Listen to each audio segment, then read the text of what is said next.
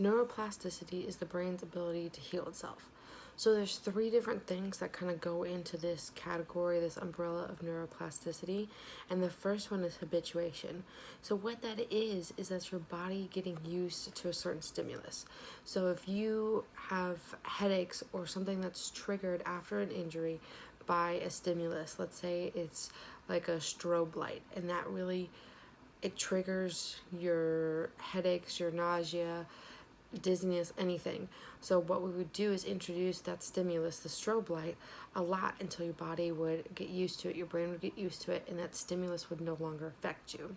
So the other thing with neuroplasticity is this neurogenesis. So it's the brain being able to reorganize itself.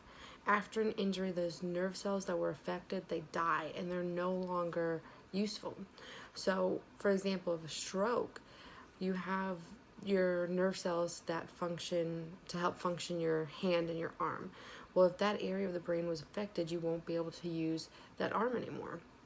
So your brain has this really cool process of taking nerve cells from other areas. Maybe a nerve cell that was able to move your right arm will help with your left arm, or that was able to help your shoulder will now help with your hand. And it will reorganize these pathways and redirect these nerve cells to go to that affected area so that that area is not lost for forever. And this is done through therapy and through exercises and task specific exercises. Not just, we're not going to put you in lower extremity exercises if you are working on your arm. The other thing is we have to do these exercises to fatigue. Generally, you do exercises for like 3 sets of 10. That's the magic number. Everybody always does 30 repetitions.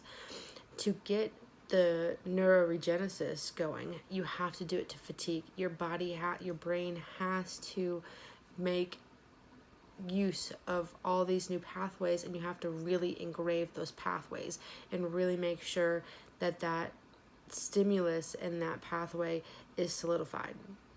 The other thing that is important with this is the timing of rehab. We want to get you into rehab right away. We want to make sure you do your exercises every day. Form is very important in all of this. Repetition matters. Just like I said, we're going to fatigue. Intensity matters. You can't do anything half-heartedly. You have to give it 110%, just like anything else that you do. If you want to get better, you have to do it.